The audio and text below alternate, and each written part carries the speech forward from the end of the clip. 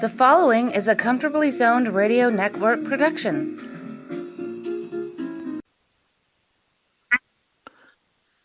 Thank you, Tally Olson. I am back, and you are comfortably zoned with me, the Zig Zag Man, in Alameda, California, right across the bay from San Francisco, across the moat from Oakland, in what I consider to be the greatest state in the Union, California, at least tied with my home state where I grew up, New York. But, it's all open for debate, and my guest is not from New York, not from California, Jake Kenady. How are you, sir? I'm well. How are you? Welcome to the zone. I'm very good. You're one of my Facebook friends who always has a nice word for baseball, loves baseball, and I've looked at your history a little bit. You played for Mike Vick. Am I correct? 97 with the St. Paul Saints. That is correct. Okay. I was lucky enough to do an interview with Mike Vick. His dad was one of my heroes when I grew up.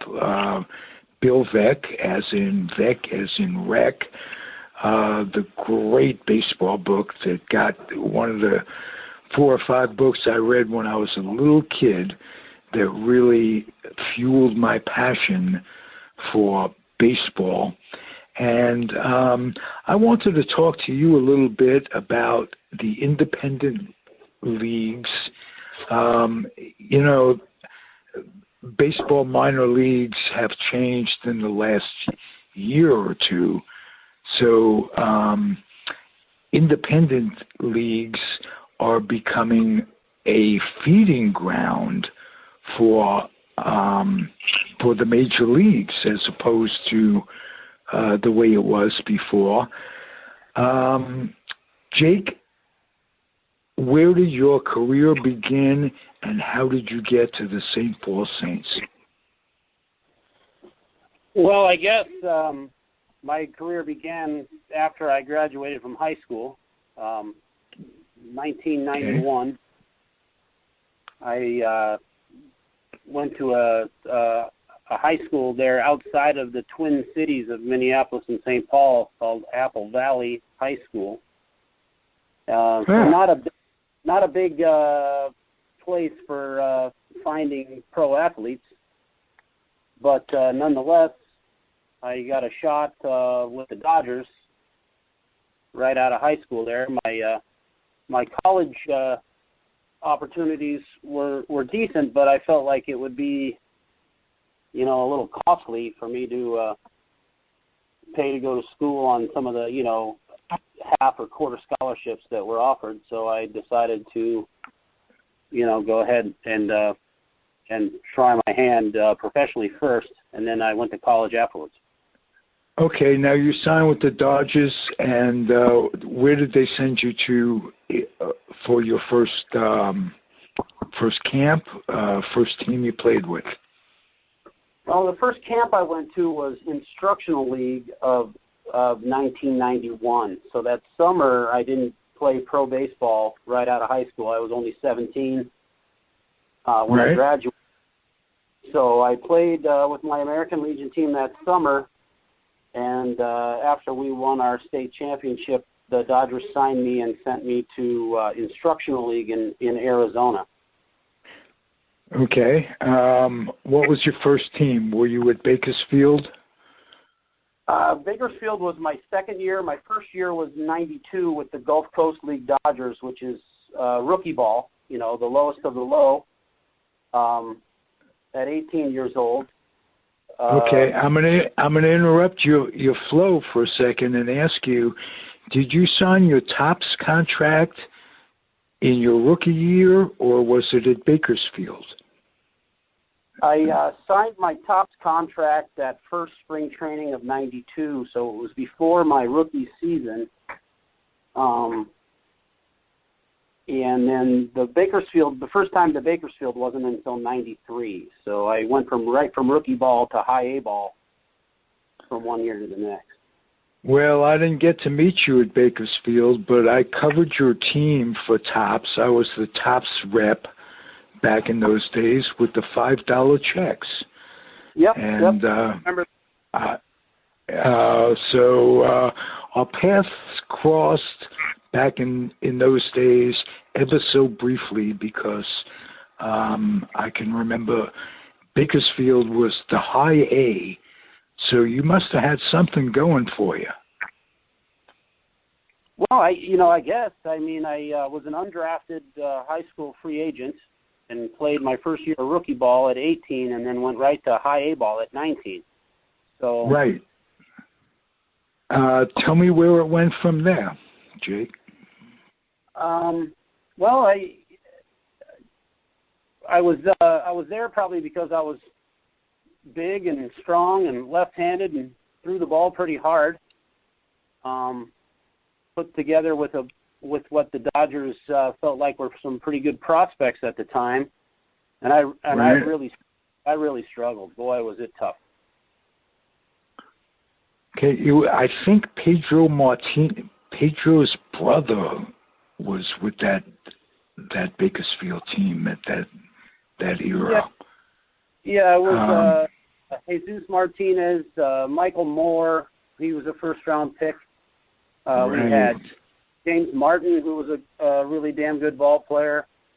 We were projected to do pretty well in the league that year, but it was probably I think games 87 and 88 were the first games we won back to back. So we had a really tough time as a ball club, and I was especially bad. I was a starting pitcher at 19 years old in the Cal League, and I got beat up pretty good. I couldn't throw strikes. I didn't know how to get anybody out. It was really tough. Okay. What was instruction like? Did you have roving coaches come in and tell me about that? Tell me about how the system works a little bit. Well, in the Dodger organization, I can speak to because that's where I spent the bulk of my minor league career. The Dodgers were very, very involved with instruction. They had some great teachers. I had a chance to learn from some really profound and well-established former major leaguers that they had hired as their roving instructors and in their management and coaching system. It was pretty remarkable. Jake, did you happen to run into a fellow who was considered the best catching instructor of those days? His name was Del Crandall, and he was just a real all-star when I was growing up with the Milwaukee Braves, and he was reputed to be quite an instructor. Did you get to meet him at all? I had Del Crandall for a manager in the California League a couple years later. Funny story, you should mention that. Del was wonderful. Man, this guy was a catcher in the World Series at 19 years old. Wonderful baseball man and a great teacher. And I had the unbelievable privilege of having him for a manager and Charlie Huff for my pitching coach one year together. And it was, there wasn't two better baseball men around, if you ask me. I mean, they were fantastic. Not just baseball men, human beings. Those guys were terrific. Okay. I have a couple great stories about Del. I mean, the first one's probably the funniest. But I was at that point in my career a reliever and had to get a lot of left-handed batters out because I was left-handed, or I still am, I guess you could say. But So some things never change. Some things never change. Yeah, I'm in the ball game pitching, and I got the left-handed batter out, and there's two right-handed batters up next, and I'm still in the game, and the right-handed batter that's up there, I get a jump ahead of him 0-2 really fast.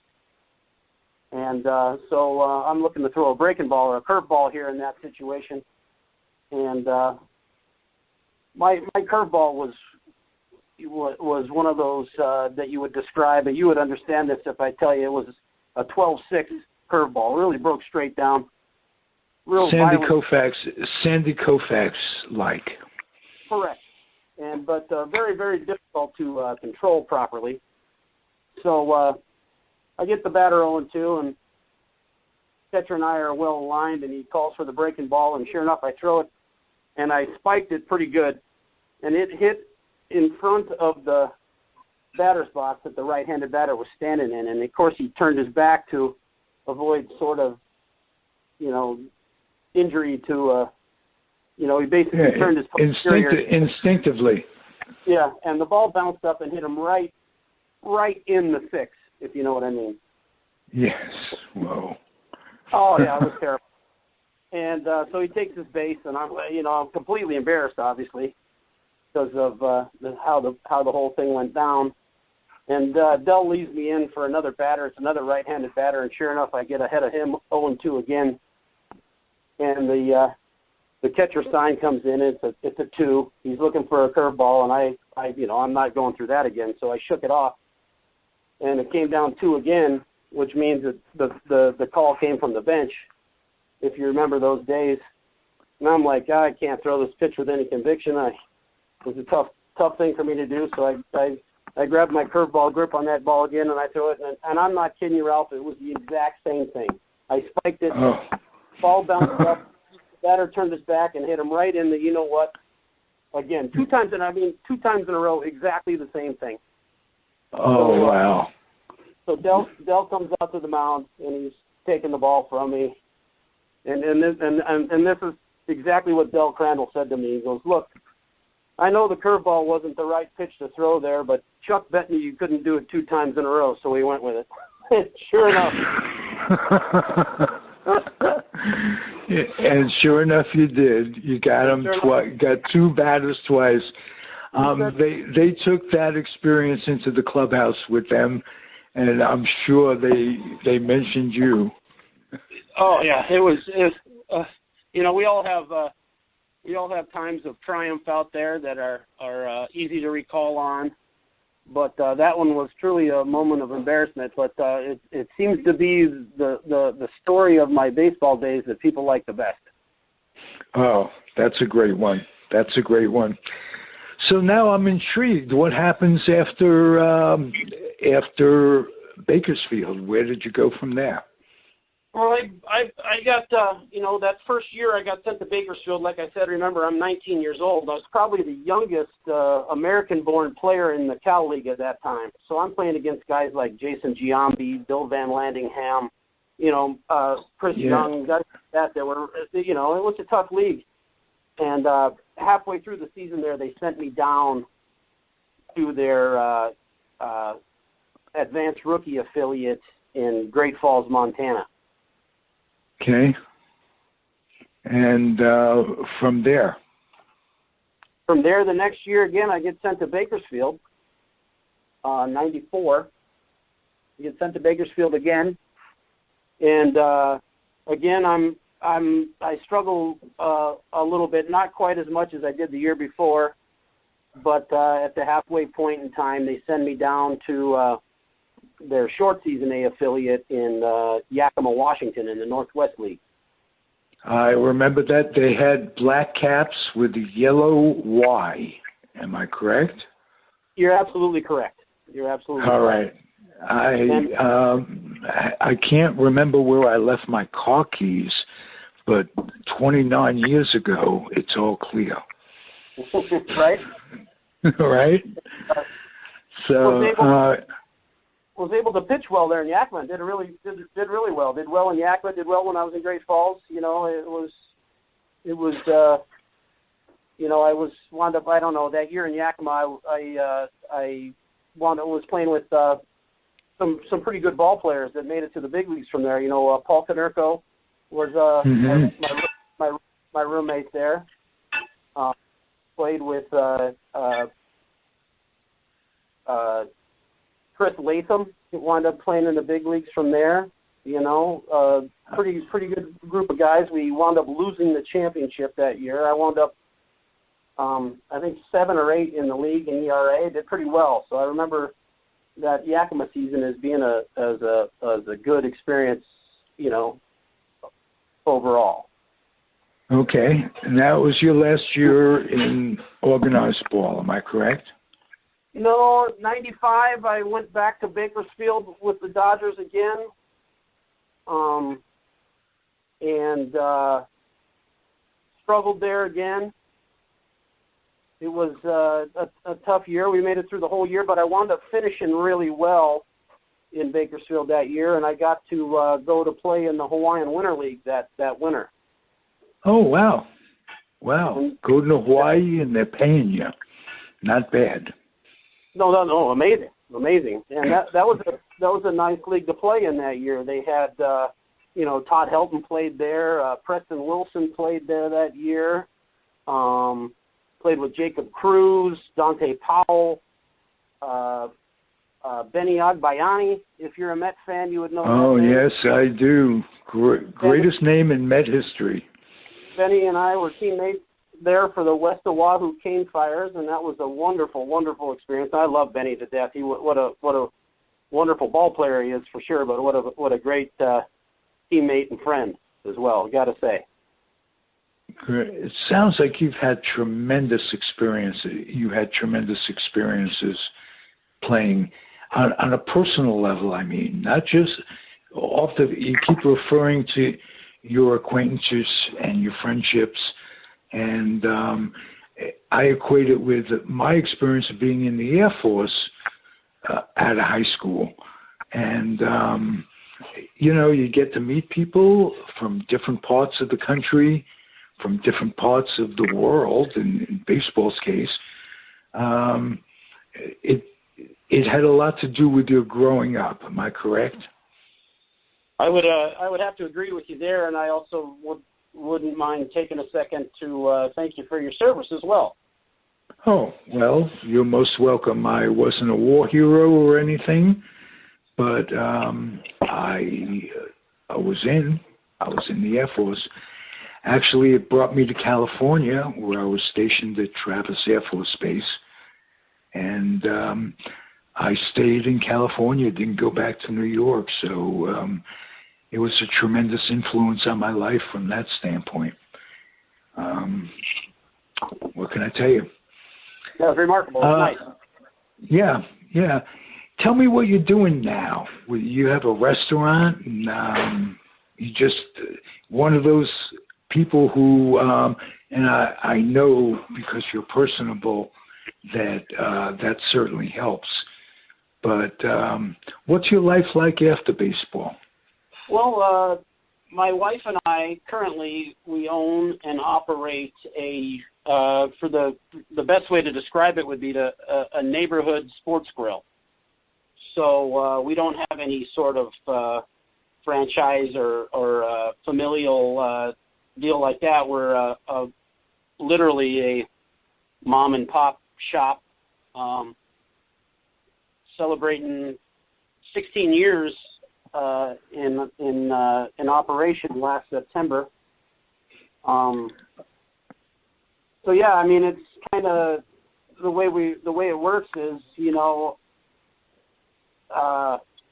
sure, I have a business degree and things like that I earned after playing baseball, but my wife does a lot of the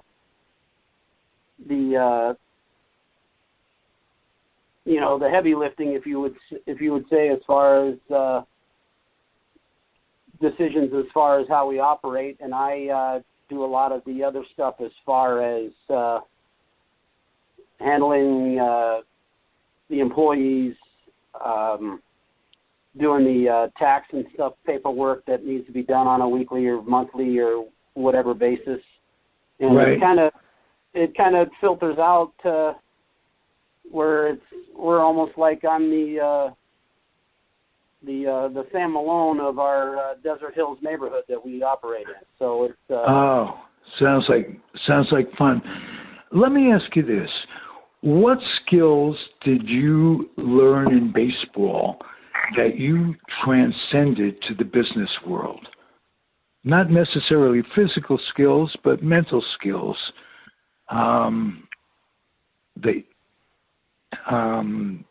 that help you in your business life. Well, your question there is actually pretty poignant and pretty good, and maybe a question that needs to be asked of a lot of people, because it's something that maybe the reason I'm in the business that I'm in now, owning our own business, it was kind of those skills that you talked about learning in those 8 years I played baseball were kind of discounted by others, in interviewing for a job, say after getting out of college and stuff, and that's what led me to being a part of my own organization. Is that being entrepreneurial. Well, I know, but to recount some of my some of the life lessons or just general lessons learned in the baseball world, they were sort of kind of pushed away or discounted in searching for a job in the today's corporate world. And I kind of find that to be, maybe short-sighted on the part of some others, because I think some of the lessons that a lot of us young men learned while playing pro baseball are every bit as valid in the workplace today. For one, timeliness and responsibility. Oh boy, I can't tell you how many times I have to worry about people showing up late or coming up with some excuse or another to not be there and stuff like that. And when I was playing ball, there was no time for that. I mean, this is what we had to do, and this is where we had to be, and there was no my dog is sick or whatever you fill in the blank excuse that comes up. So I think the bus leaves at 10 o'clock with or without you. Correct. So that was kind of one thing that I've noticed is different in my in the way things play out for us here in the business world. But dealing with what seem to be insurmountable odds, dealing with things like negative press, negative people saying negative things about you, which will always happen in the professional sports spotlight. You have to be able to deal with things like that. All those things come into play, and I feel like after having spent that time as a professional athlete, that the kind of things that we run into today in the business world seem to be hurdles that I've already jumped over. I can handle it a little better. Okay. I noticed Jake, I'm gonna ask you one more question, and that is, how do you keep the competition, the wheels, when you retire, the wheels are still going, and it's like you're in neutral and you're spinning your wheels competitively. What did you look for to replace the competitiveness of playing ball? Well, I mean, that almost started immediately when I got done playing baseball. I knew I needed to get on with my life. Obviously, I mean, it was I can't sit around and be a high school hero and have everybody throw accolades my way for, in my mind, no apparent reasons. I mean, sure I could throw a baseball pretty hard for a few years, but after that, you need to get down to remembering that life still goes on. So my first real competitive alternative to playing baseball was going to college. You know, my father had passed away when I was 18, so there wasn't anybody around that was gonna, you know, grease the wheels for me or have me a job or pay for my college or anything like that. So I had to do it myself, and I had to figure it out. And instead of moping or feeling sorry for myself, I looked at it as competing. I wanted to do my best to get myself a degree and get on and move along and for lack of a better term, I wanted to do it better than the people I was in class with. So that's probably part of my competitive nature, but it was also, if you think about it, you know, a secondary outlet for me after my physical competitive life was over. Wow, great answer. You're a terrific interview. Well, thank you. All right, I enjoyed having you, and hope you had a little fun remembering these things. Oh, I do. I do, and it only fond memories, you know. And I'm sure you're aware, you know, of the news of the last few days. You know, our old friend Tom Lasorda passed away. And yes, he of course, did. I can't, you know, think of a more positive, more influential guy to help train young men into to how to be competitive and get the most out of themselves than spending some time with old Tommy Lasorda. So, you know, everybody who I'm sure everybody who listens to your show will know the name Tom Lasorda. And absolutely. And, whatever you hear about him, you know, it's always good. I mean, what a wonderful man, and what a wonderful character, and what a great ambassador for the game of baseball. I will leave it at that, because what can you say about a man who lived the life for, I mean, his whole life was baseball. Yeah, absolutely. So, hey, thank you, Jake. It was a pleasure. We'll do it again sometime, I hope. Yeah, obviously we know how to stay in touch, so please do. And I appreciate your show, and that's really nice of you to, like we discussed before this whole thing went down. You know, I'm kind of a nobody, but you know, actually, you are far from being a nobody. And if you play this show back and remind yourself, you'll never have that thought again, because you are terrific. Well, thank you, Ralph, and obviously we can stay in touch. We will. Thank you for listening, everybody. It's the Comfortably Zoned Radio Network. The guest was Jake Kenady, and I'm Ralph Tycho, the weak link of it all. Happy trails. Be well. Thank you. The proceeding has been a Comfortably Zoned Network production. You are advised to keep your dreams wet, your humor dry, your children and grandchildren out of military recruiting offices and off the laps of clerics who wear dresses. Thank you for listening, everyone. Happy trails.